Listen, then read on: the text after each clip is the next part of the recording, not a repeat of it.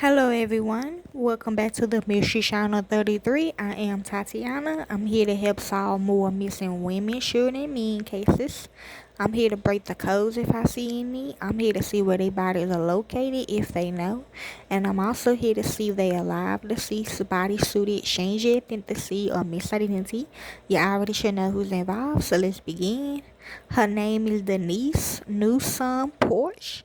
I just seen her on YouTube. She have a cooking video of making KFC famous bowl. Okay, this how she looks, and he was in the video too. So they both deceased.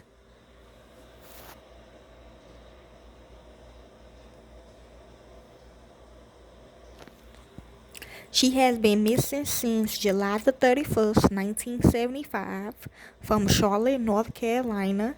She is classified as endangered missing. Her sex is female. Her race is white. Her date of birth is March the 25th, 1954. She would have been 71 years old.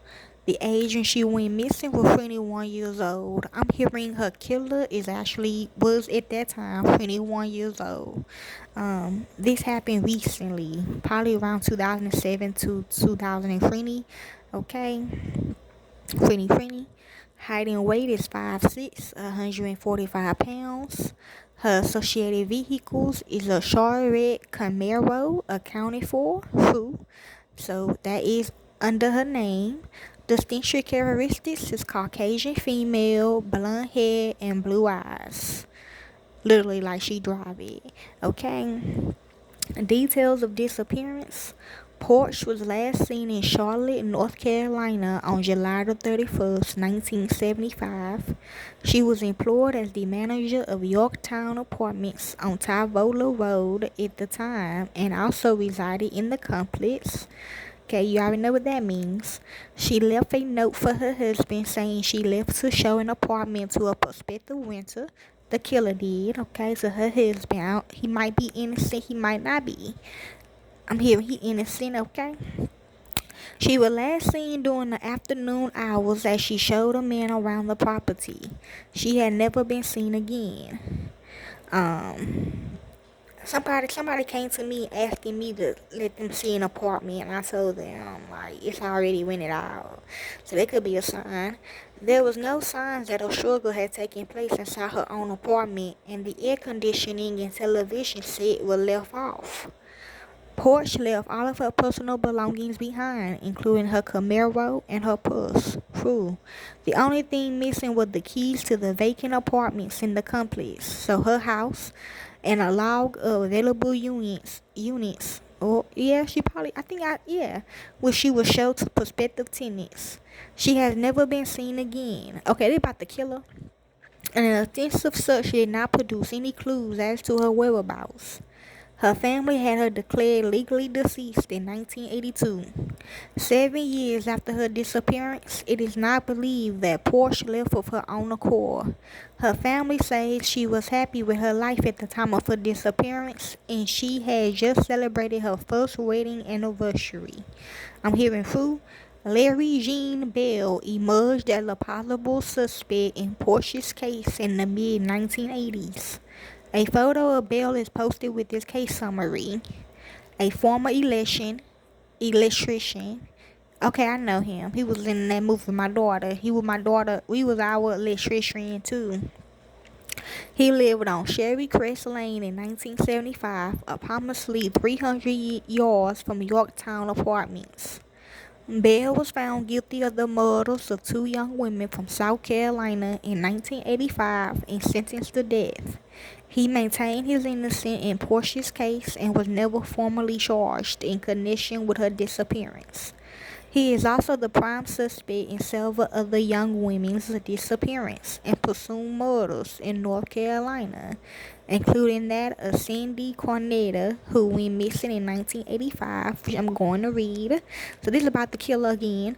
Porsche physically resembled Bell's other victims, and authorities believe he was involved in her case. The real killer. Bell was executed in 1996, although his lawyers attempted to reverse his death sentence by claiming he was mentally ill and believed he was Jesus Christ. Some were going me. See, yeah, 'cause he was my electrician. When I used to have, when I used to be, rich or whatever.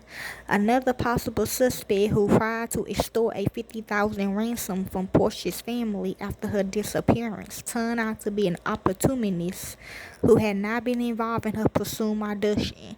So I know the killer, the real killer, it is a woman, okay? Cause she asking me, they seen me this too as well. Porsche was declared legally dead in 1982. Hell yeah. Her disappearance remains unsolved and foul play is suspected in her case due to the circumstances involved. Her family says it is extremely uncharacteristic of her not to contact them. Really, the killer just wanted to go to the doctor, basically. So I paid for her to go to the doctor or whatever, even though I had to go too. So yes, the investigating agencies is Charlotte Mecklenburg Police Department at 704-353-1000. The source information is from Charlotte Mecklenburg Police Department, the Doe Network, the Charlotte Observer, Lexington County Sheriff's Department, Newspaper Archive, and Name Us. Now let's read about Cindy Cornetta. Okay, this how she looks. Yep, she was the receptionist at my job. Okay. She has been missing since November the 18th, 1984, missing from Charlotte, North Carolina. She is classified as endangered missing. Her sex is female. Her race is white. Her age is 26 years old. Her height and weight is 5'7" to 5'8", 120 to 130 pounds. Clothing and jewelry description: a dark blue velour jogging suit. Okay, so we're going to that movie, The House of Secrets. Distinction characteristics: yes, Caucasian female, brown hair, green eyes. Cornetta has a small surgical scar on the back of her right thigh and a small brown birthmark on her back between her shoulder blades. Okay, so we're going trafficking. Slavery. Details of disappearance: Cornetta was last seen in Charlotte, North Carolina at 6:30 p.m. on November the 18th, 1984. That evening, she had dinner with her fiancé at her house in the 8900 block of Inglewood Drive. Afterwards, he drove back to his own home in South Carolina. When he arrived, he called Cornetta's home number and let it ring one time to indicate he was home. She was supposed to call him back at 11 o'clock p.m. but never did. Okay, this might be by me then. I'm hearing both, okay? So this must have happened to both of us at the same time. I'm hearing yes. He assumed she fallen asleep. The next day at 10 o'clock a.m., he tried to call her at work and found out she hasn't shown up that day. Something that is uncharacteristic of her behavior. Cornetta has never been heard from again. There were no signs of a struggle at her residence, and her car was parked in the driveway. The only thing that appeared out of place was her purse, the contents of which had been dumped on the bed. The only items missing from the home were the clothes Cornetta had been wearing that day, a dictating machine she used for work, and the ATM card from her wallet. The wallet itself and its other cards has been left behind. Okay, this by me. Okay, I'm hearing now. 10 days after Cornetta went missing, a woman called the bank, gave Cornetta bank account number, and asked what the balance was. She then attempted to transfer money out of it, but then hung up and never called back. So this gotta be by you, Shanice. The bank employees do not believe the woman was Cornetta. Yeah, that Paul can do that. But she said only a monkey can do all that, though. In the weeks following Cornetta's disappearance, the card was used by a man and a woman 3 times to withdraw a total of about $1,000 in cash from Cornetta's account, losing ATM machines in East Charlotte. The woman people saw lose the card matched Cornetta's physical description. You know what? When I watched that movie the first time, I said to myself, that is not the receptionist. That is not her. It's unclear whether either of the people were ever identified. The serial killer Larry Jean Bell knew Cornetta and is the prime suspect in her case. A photo of him is posted with this case summary. He had met Carmela through one of her former boyfriends and had, at the invitation of this boyfriend, attended a party at Carmela's home prior to her disappearance. He is not known to have been there at any other time. At the time of her disappearance, he was staying immediately at a residence on Will Hill Road, about 4 miles from Carmela's home. There y'all go. He had also allegedly stolen an ATM card from a woman he had dated and withdrew $700 from her account. Bell was found guilty of the murders of 2 young women from South Carolina in 1985 and sentenced to death, where he's innocent.